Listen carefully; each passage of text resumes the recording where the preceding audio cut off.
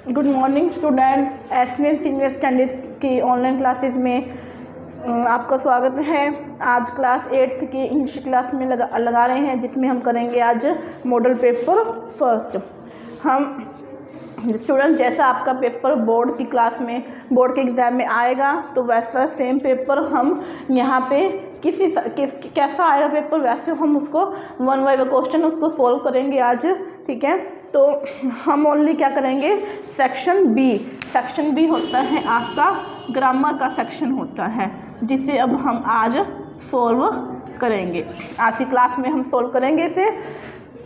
Section A होता है आपका रीडर का, जिसमें आपके पैसेज आते हैं, क्वेश्चन आंसर्स आते हैं। ठीक है, और बी होता है आपका ग्रामर का सेक्शन, और सी सब सेक्शन होता है जिसमें लेटर, स्टोरी, पैराग्राफ, एप्लीकेशन वगैरह ये आते हैं। तो सेक्शन बी हम सॉल्व कर रहे हैं। मेरे पास यहाँ एक पेपर है जिसका मैं फर्स्ट क्वेश्चन लिख रही हूँ। ग्रामर का सेक्शन बी का फर्स्ट क्वेश्चन आपका आया हुआ है, मोहन इज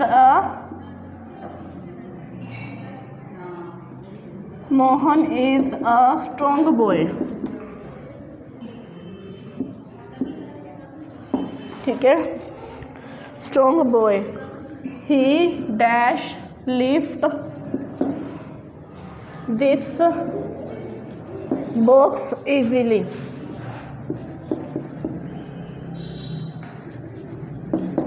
तो आपको ऑप्शन दिए हैं, इसमें ए नंबर ऑप्शन है कैन, बी नंबर ऑप्शन है used to, C number option है डेयर, और डी नंबर ऑप्शन है माइट। तो ये क्वेश्चन है आपका मोडाल्स का। ठीक है, ये सारे can, use to, dare, might क्या है, मोडाल्स हैं। हमें इनमें से जो सही मॉडल्स यहाँ आना है वो भरना है। तो मोहन, ये सेंटेंस पढ़ेंगे, Mohan is a strong boy. Mohan एक ताकतवर लड़का है। ही dash lift this box easily, वो ये जो बॉक्स है वो उसको इजली मतलब आसानी से उठा सकता है। तो ये हमें क्या शो कर रहा है कि मोहन की क्या शो कर रहा है, एबिलिटी शो कर रहा है। क्या शो कर रहा है, एबिलिटी, योग्यता। क्या शो कर रहा है, इसकी एबिलिटी, कि वो उसकी पावर को शो कर, एबिलिटी को शो कर रहा है, पावर को शो कर रहा है कि वो इस बॉक्स, वो इतना स्ट्रांग है कि वो बॉक्स को आसानी से उठा लेगा। तो हम एबिलिटी के लिए क्या यूज़ करते हैं, कौन सा मॉडल यूज़ करते हैं, कैन। तो हम यहाँ क्या लगाएंगे, कैन, ही कैन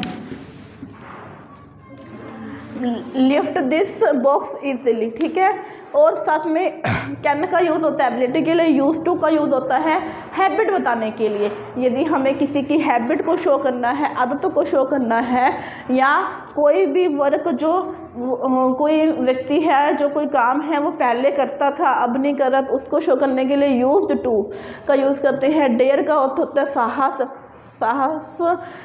किसी की साहस को या हिम्मत को शो करना है, तो वो उसके लिए डे। और माइट का होता है रिमोट पॉसिबिलिटी के लिए, जहाँ बहुत कम संभावना किसी चीज़ की होने की, किसी काम के होने की बहुत कम संभावना होती है, वहाँ हम लगाते हैं माइट। ओके स्टूडेंट्स, नेक्स्ट करते हैं। नेक्स्ट हमारा क्वेश्चन है, टुडे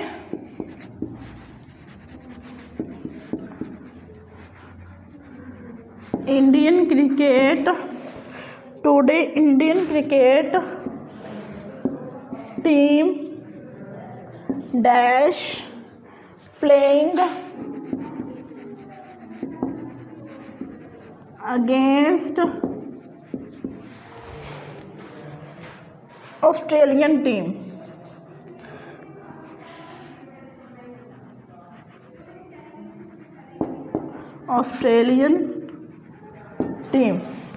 ऑस्ट्रेलियन क्रिकेट टीम। ठीक है, तो आज तो यहाँ पे इसमें हमें इसके ऑप्शन है इज, एम, आर और वर। तो हमें क्या लगाना है, करेक्ट। ये क्या है, ये कौन सा क्वेश्चन है, correct form of the verb, यानी कि टेंस, ठीक है। Today Indian cricket team dash playing against Australian team. आज जो है, अब यहाँ देखो टुडे लगा है, टुडे क्या, टुडे मतलब आज की बात हो रही है, मतलब प्रेजेंट की बात हो रही है, मतलब वर्तमान की जो समय चल रहा है उसकी बात हो रही है कि आज जो भारतीय क्रिकेट टीम है वो ऑस्ट्रेलियन क्रिकेट टीम के विरोध में या अपोजिट में खेलेगी या खेल रही है, ठीक है। तो प्रेजेंट टेंस है, प्रेजेंट टेंस के अकॉर्डिंग हमने क्या लगाना है यहाँ पे। अब प्रेजेंट टेंस की कौन सी वर्ब है, इज है और आर है। इज एम आर है, वर्ब तो क्या पास्ट टेंस में यूज़ करते, जो ये तो आएगा ही नहीं, ये तो आना ही नहीं है, और एम भी नहीं आना क्योंकि एम जो है वो आई के साथ यूज़ करते हैं। रह गए इज और आर। हमें पता है कि टीम जो है कलेक्टिव नाउन है और कलेक्टिव नाउन के साथ हमेशा क्या आता है, वर्ब सिंगुलर वर्ब आती है, इसलिए यहाँ पे क्या आ जाएगा, इज आएगा, ठीक है स्टूडेंट्स। नंबर 3 करते हैं हमारा। Yesterday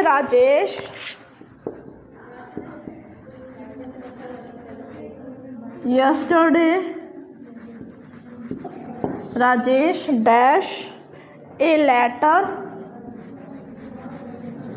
from his friend. Option देखते हैं इसके। नंबर फर्स्ट है रिसीव्ड, नंबर बी है विल रिसीव, नंबर 3 है रिसीव्स, या नंबर डी है is receiving.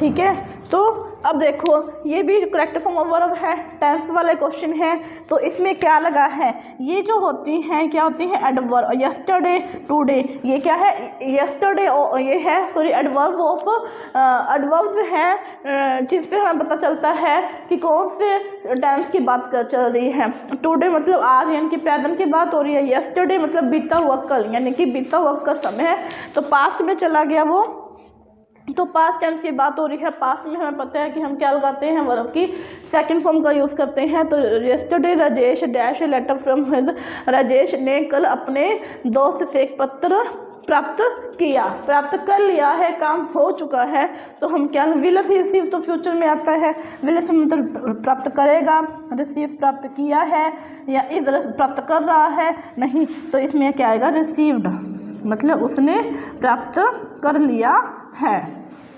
Okay students, next करेंगे अब इसका नेक्स्ट नंबर है नंबर 4 करेंगे question number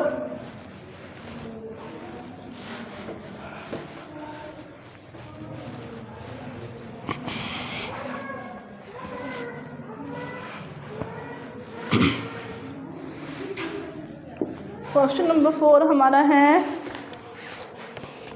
Manohar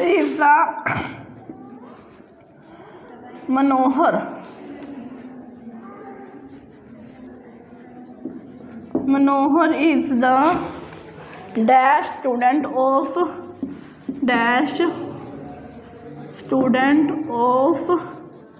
our class. Option देखते हैं इसके। नंबर ए ऑप्शन है इंटेलिजेंट, नंबर बी ऑप्शन है मोर इंटेलिजेंट,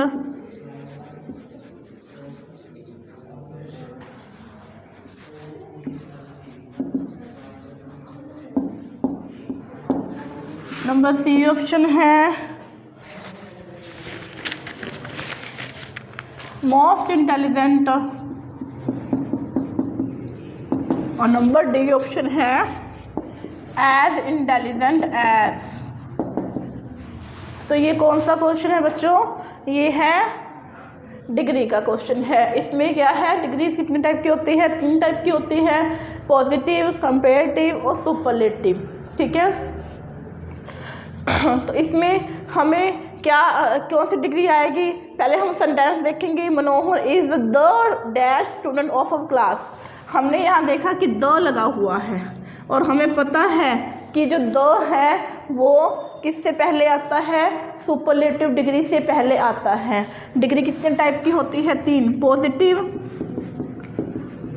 कंपेरेटिव और सुपरलेटिव। जैसे ये तो सिंपल होती हैं और ये होती है, इसमें ER लगता है और इसमें EST लगता है, ठीक है। जैसे गुड, एग्जाम्पल जैसे लिखूँ मैं इसका, एक गुड, बेटर, ER और बेस्ट EST, ठीक है। गुड अच्छा, बेटर उससे अच्छा, बेस्ट सबसे अच्छा, ठीक है। तो इसी प्रकार से हमें बनना है। तो EST जो सुपरलेटिव डिग्री होती है जिसमें हम EST लगा के बनाते हैं सुपरलेटिव, उसमें तो आपको ये याद रखना है कि द के बाद हमेशा क्या आती है? सुपरलेटिव डिग्री आती है। तो इसमें हम देखेंगे कि क्या आएगा? इंटेलिजेंट, मोर इंटेलिजेंट होगी पॉजिटिव डिग्री, मोर इंटेलिजेंट होगी कंपेरेटिव डिग्री। कुछ डिग्री ऐसी होती है कि जो मोर या मोस्ट लगा के बनती है। तो कंपेरेटिव में क्या लगाते हैं? मोर, और सुपरलेटिव में क्या लगाते हैं? मोस्ट लगाते हैं। तो ये पॉजिटिव है, ये कंपेरेटिव है, और मोस्ट जो है वो सुपरलेटिव है, और ये नहीं है, ठीक है। तो मोस्ट इंटेलिजेंट आएगा, क्योंकि द लगाया ना, तो द लगा तो हमें पता लग गया कि हाँ हमने सुपरलेटिव डिग्री बननी है, ठीक है।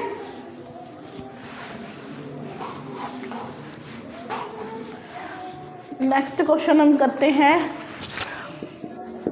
Number 5। There is dash university in our town. Question option है इसके ए, ये क्या है? ए एंड द और मच, ए एंड द और मच। तो ये क्या है? आर्टिकल है आपके, आर्टिकल वाला क्वेश्चन है ये। हमने पढ़े हुए हैं आर्टिकल, हमें पता है ए एंड द का यूज़ हमने पढ़ा है कि ए का यूज़ कहाँ पे करते हैं? इंग्लिश में कॉन्सोनेंट या व्यंजन ध्वनियों से पहले हम ए लगाते हैं, वोवल यानी कि स्वर ध्वनियों से पहले हम एल लगाते हैं, और द जो इस वर्ड में यूनिक चीज़ है, जो सिंगल चीज़ है, यूनिक चीज़ है, या फिर जैसे नदियों के, समाचार पत्रों के, धार्मिक पुस्तकों के, पहाड़ पर्वतों के नाम से पहले एक पर्टिकुलर इनके रूल होते हैं कि उनसे नाम से पहले हमेशा क्या रहेगा? द लगेगा। अब हमें यहाँ पे क्या दिया है? यूनिवर्सिटी दिया है। हमने क्या देखना है कि यूनिवर्सिटी को हम कैसे पढ़ते हैं? यूनिवर्सिटी,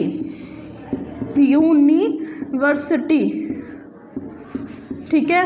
तो यूनिवर्सिटी यह क्या है? एक कॉन्सोनेंट ध्वनि है, व्यंजन ध्वनि है, लेकिन यू क्या है?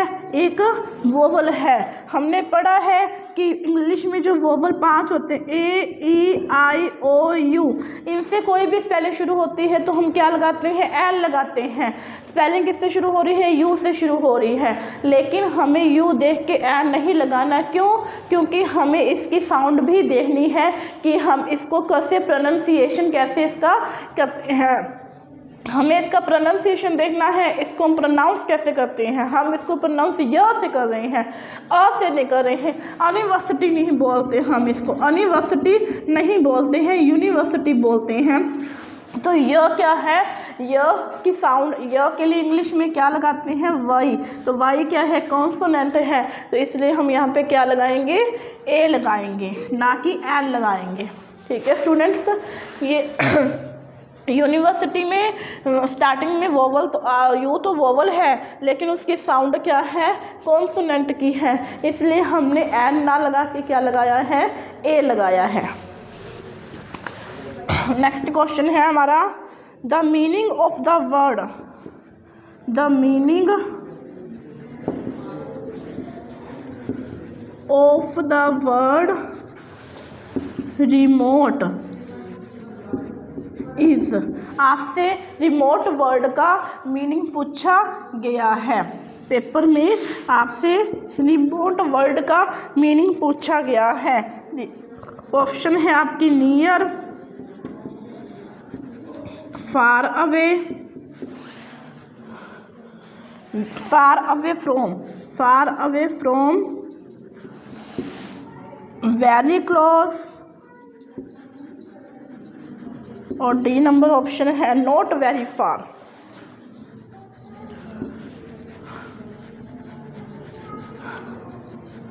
Not very far. तो रिमोट का अर्थ हमें पता होना चाहिए, तभी इसे आप कर पाओगे। रिमोट का अर्थ होता है बहुत दूर, यानी कि दूर, ठीक है। तो नियर का क्या अर्थ होता है? पास, तो ये नहीं आएगा। फार अवे फ्रॉम का दूर होता है यहाँ से दूर, ठीक है। और वेरी क्लोज बहुत पास, ये भी नहीं आएगा। नॉट वेरी फार बहुत ज़्यादा दूर नहीं, ये भी नहीं आएगा। तो क्या आएगा? फार अवे फ्रॉम, ठीक है। B number option far away from आएगा। Find out the word with the correct spelling. अभी ये आपका आया है क्वेश्चन, एक क्वेश्चन आपका आएगा करेक्ट स्पेलिंग वाला। आपको 4 ऑप्शन दिए जाएंगे, उसमें 4 वर्ड दिए जाएंगे, उसमें जो सही स्पेलिंग होगी वो आपको टिक लगाना है उस पर। जैसे स्टारवेशन, पहला ऑप्शन तो ये है स्टारवेशन की स्पेलिंग में STERVETION, ये दे दिया। एक दे दिया आपको STERVCTION दे दिया, और एक दे दिया STARVASSION, ठीक है। तो हमें बच्चों ये पता होना चाहिए, यदि हमें स्टारवेशन की स्पेलिंग पता है तो हम फटाफट लगा देंगे इस पर टिक कि ए नंबर टिक का 1 नंबर ऑप्शन आएगा, क्योंकि स्टारवेशन की स्पेलिंग होती है STARVAVTION स्टारवेशन। ये तीनों स्पेलिंग जो है इसकी गलत है, ठीक है। नेक्स्ट क्वेश्चन हम करते हैं, क्वेश्चन नंबर 8 करेंगे हमारा।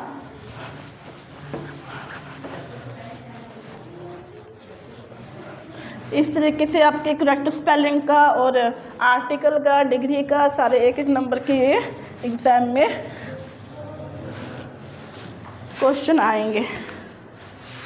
क्वेश्चन नंबर है 8, find out the word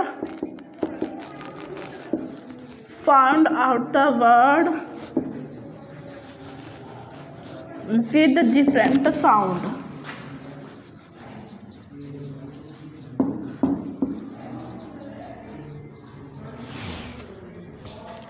At the underline part,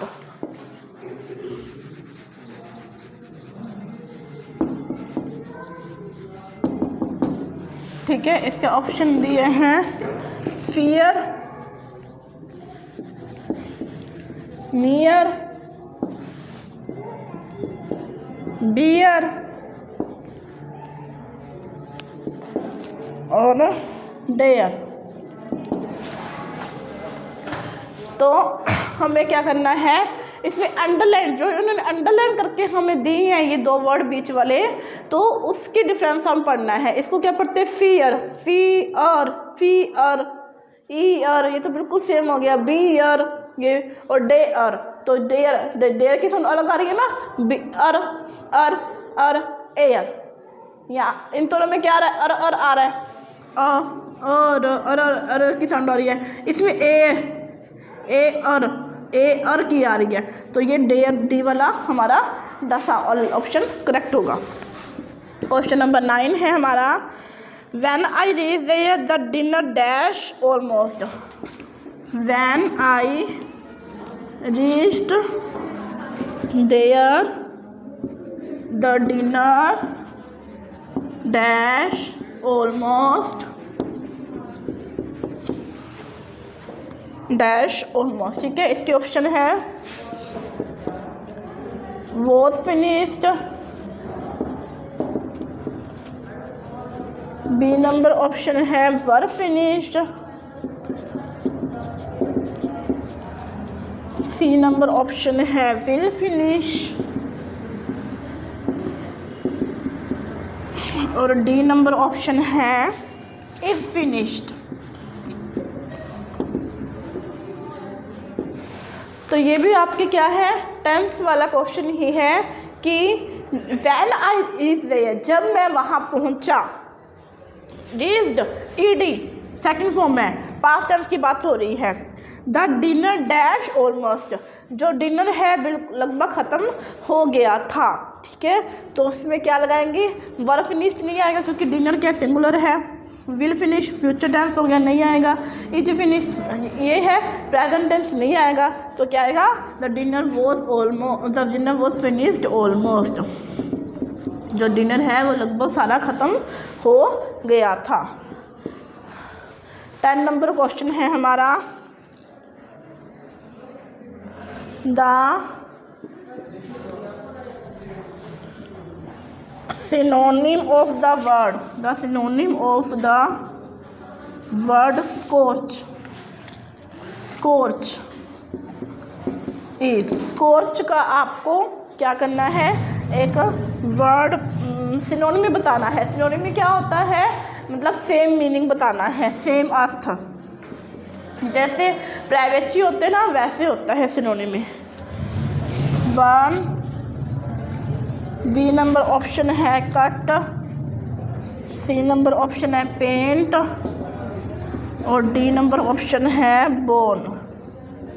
तो बर्न का आपको अर्थ पता होगा तो आप फटाफट कर दोगे कि बोन का सेम स्कॉच का मीनिंग क्या होता है, मतलब सेम वर्ड मीनिंग क्या होता है। स्कॉच का अर्थ होता है जलना, ठीक है, और बर्न का अर्थ भी क्या होता है, जलना। कट मतलब काटना, पेंट बोन जन्म होना, पेंट रंग, ये तीनों नहीं होंगे तो ए नंबर ऑप्शन बर्न आएगा, क्योंकि स्कॉच का मीनिंग भी होता है जलना और बर्न का मीनिंग भी होता है जलना। ओके स्टूडेंट, इस प्रकार से आपके ये एक एक नंबर के पेपर में सभी ये क्वेश्चंस आएंगे। आप इनके घर पे प्रैक्टिस करोगे और इसे अपनी नोटबुक में आज ये HW भी करोगे।